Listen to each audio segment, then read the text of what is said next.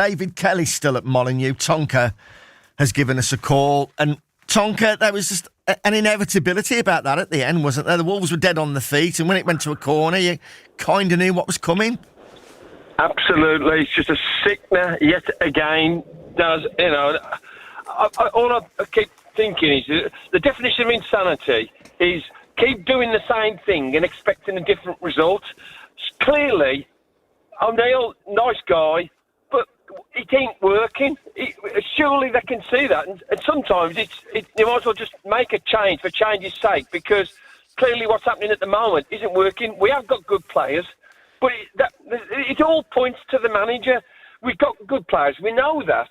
The system ain't working. The players ain't working for him. He's not playing them in the right position. He's not being able to motivate them. It all points to the manager, and I've been supporting him for so long. But at the end of the day, it's a results business. We ain't getting results, and as you say, it's inevitability today. Go on, Tom. I want to bring Ned in on this, because all of the issues and all of the frustrations with the ownership, I hear. But that defence and the goalkeeper, they're all internationals. They're all. How can they sack the set piece coach after Brentford, and yet they're given the same goal away? 9-10 times now? They talk the talk after the game. Oh, lessons have been learnt. We've got to get better at it. And then again, free header, 6 yards out, 94th minute. It's a shambles, Ned. Well, what Tonga just said there is absolutely spot on. The defending for the second goal is just. It's Sunday League stuff. You know, they're all I know they're all shattered. They've all put a really good shift in, all that sort of stuff. I know they're all shattered, but do you defend it? Mark your men, pick your man up, actually stand next to somebody and say, right, you're not scoring. I'm going to keep the ball out of that net by hook or by crook, by any way possible. But he has a free header from 6 yards out. So Tonka, criminal, Ned. So criminal. Is your point of view now, Tonka, because, you know, what the situation has been that Wolves have actively been looking for a replacement for Gary O'Neill, but have been struggling to find anyone who's going to take the job. And as each defeat goes by, that's going to be more difficult, by the way. Are you saying now that a new manager couldn't do any worse? Is that what you're saying? Exactly. It's absolutely imperative now that we make a change. It could be too late now, but we've got to do something. Doing nothing or keep doing the same thing clearly isn't working. Sleepwalking towards relegation. The statistics, and it's 16 matches, 2 wins, 3 draws, 11 defeats, scored 24 against 40 in 16 matches, 9 points, 4 points adrift to safety, 4 defeats on the spin, 1 clean sheet in 28, 3 Premier League wins in 27. And the last 13 Premier League matches at Molineux, won 2, drawn 1, and lost 10. Let's go to Kevin. Kev. Well, all I'll say is, leading on, I think the word was shambles, and that's probably a good description. Let's cut to the chase here. Fowson can't get another manager in because nobody wants the job, and O'Neill's in a job because nobody wants it. Yeah. And they've given him a 4-year contract, so they don't want to really pay him out. But let's cut to the chase here. Let's look at the team. Bellegarde, waste of time. Waste of time. Why he's picked Bellegarde is beyond me. Tommy Doyle, best passer in the club. Andre may be a good footballer. He may be Brazilian, but he's not doing it for Wolves. Whether he wants to, I don't know. Wood Doyle on at half-time, at least we looked as if we're passing the ball. Ipswich are a championship team that have come into the Premiership, and they look championship, but they're up for the fight. We weren't up for the fight today. They won most second balls, and every time there was a ball to be won, they won it. In fairness, Kevin, we did see that the fight again once the whistle had gone again. Again, more panto for the cameras, people pushing each other and shoving each other. Didn't see much of that during the 93 minutes, though, did we? What is that all about? With the players losing the plot at the end of the season? What's going on? Ned, the last home game, you had the goalkeeper jumping in the crowd. He should have been concentrating on the match, not the fact someone was telling him he was having a bad game. You had the absolute... Well, I thought it brought shame on the club, what we saw after the match on Monday with the captain. So they've changed the captain, and you've had exactly the same thing going on at 4 times a day.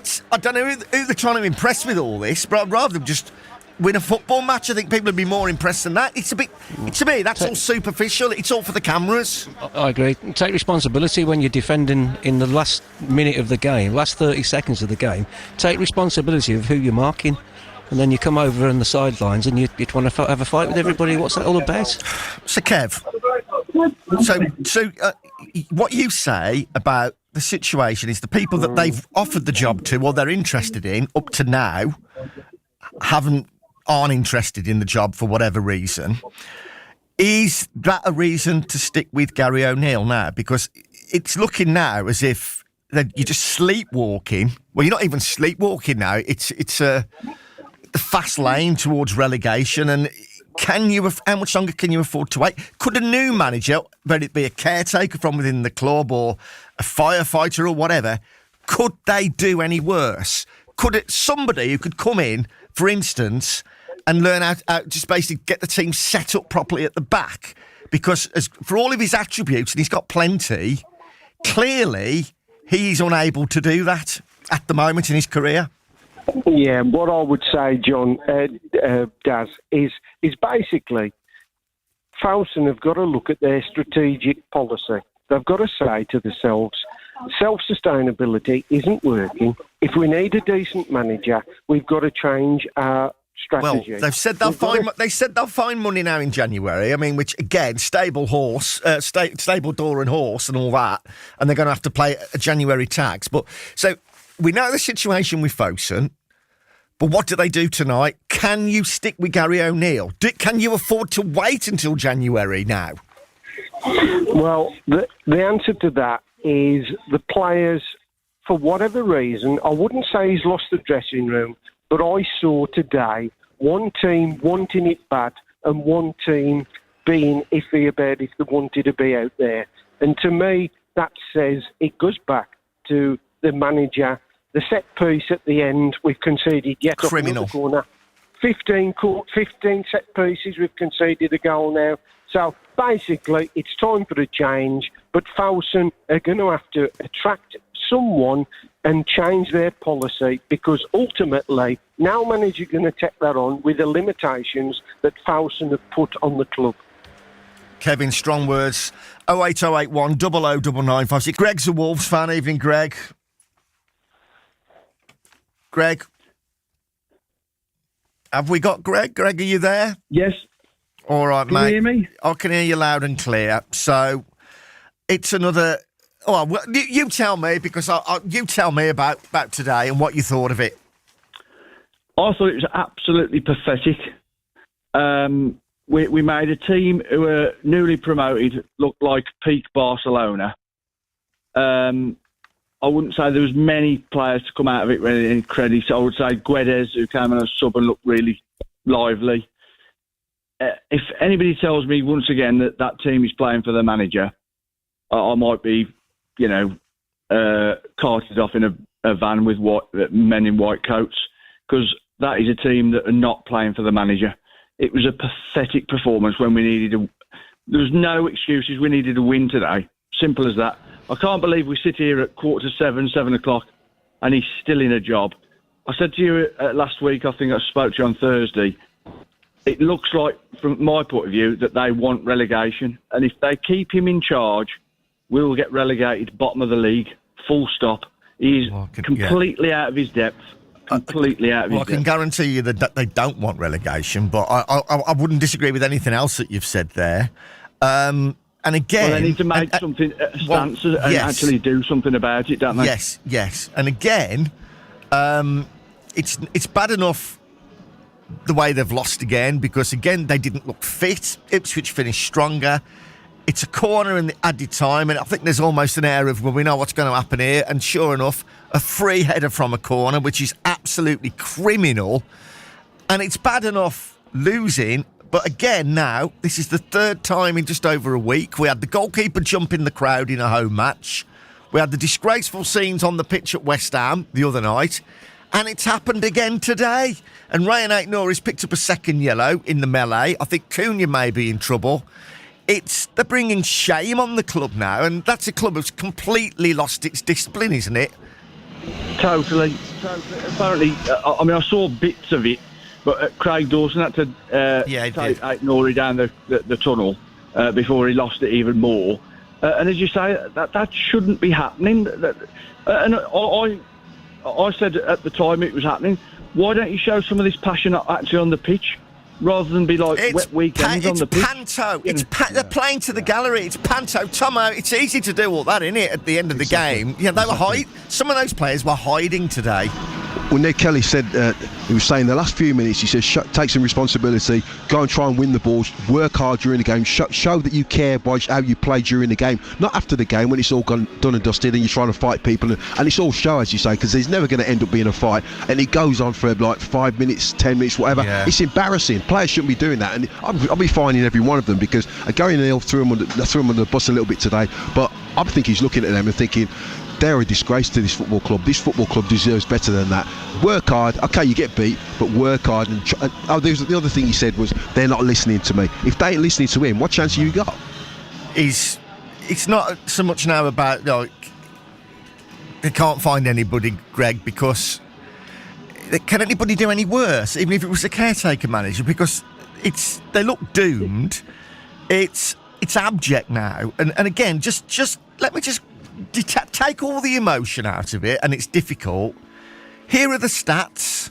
Played 16, won 2, drawn 3, lost 11, scored 24 against 40 in 16 matches. They've conceded 15 set pieces, 9 corners. They sacked the set piece coach after they'd sacked the 4th corner, by the way. It's 4 defeats on the spin against the teams they were apparently going to be beating. They've just lost to Bournemouth, Everton, West Ham and Ipswich. It's 1 clean sheet in 28. It's 3 Premier League wins in 27. And in the last 13 matches at Molineux in the Premier League, they've won 2, drawn 1 and lost 10, which...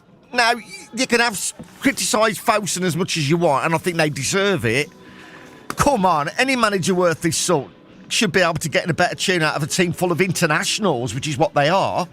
Yeah, I mean, I said tonight, even if we can't get what's so-called our first choice, or even our second choice, there has to be a manager out there, because they say that people keep turning us down or not wanting to know about the job.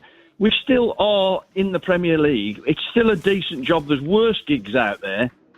You're not telling me we can't attract a manager who could at least set them up to defend. I mean, Gary O'Neill's got no idea. We cannot defend for toffee. It's like having 11 blind pews on the pitch.